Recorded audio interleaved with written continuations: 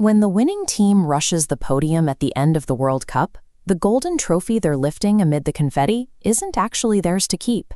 The original prize stands 36.8 centimeters tall.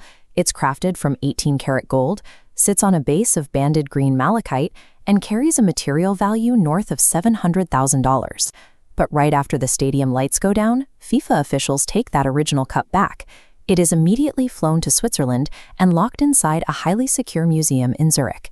The winning nation flies home with a substitute. They receive a brass replica, carefully plated in gold, to put in their own trophy cabinet.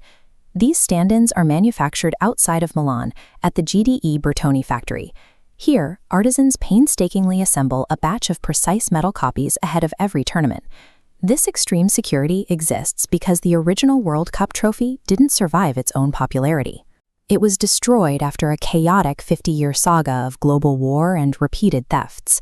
This is the Jules Rimet Trophy, the original World Cup prize. It featured a decagonal cup supported by Nike, ancient Greek goddess of victory.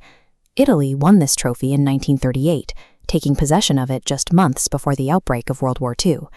As the conflict spread, an Italian football official named Ottorino Barassi quietly removed the gold prize from a bank vault in Rome.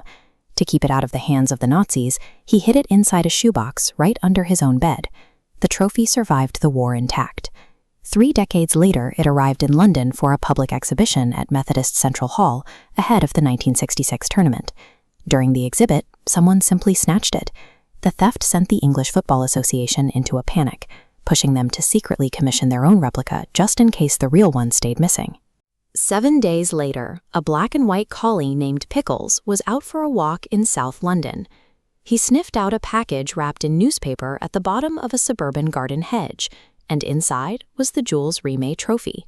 Pickles became an instant hero, and the tournament went on as planned.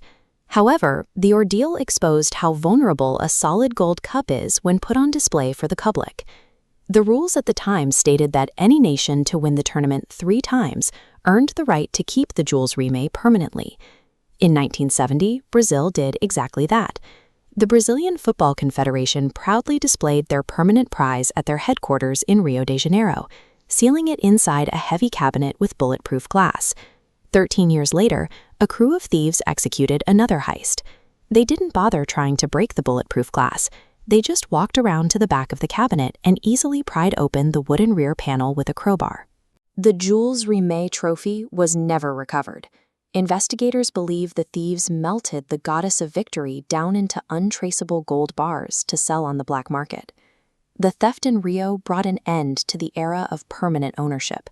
Entrusting a single federation with a prize this coveted had created a security vulnerability that finally caught up with the game. Needing a replacement for the 1974 tournament, FIFA commissioned Italian artist Silvio Gazzaniga to design a successor.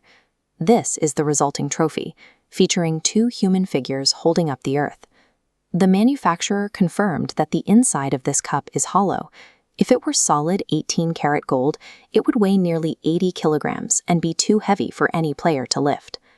Along with the new design came a strict protocol. FIFA decreed that no nation will ever own this trophy permanently, no matter how many times they win the tournament.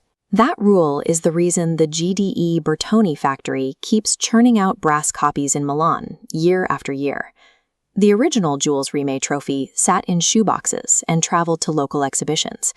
Today's cup lives exclusively under corporate lockdown, seeing the light of day only under heavy guard. Every 4 years, billions of people watch a single team win the right to lift this gold. It became an object so fiercely desired that its own prestige became a threat, forcing a system where, to survive, the trophy can never truly belong to anyone.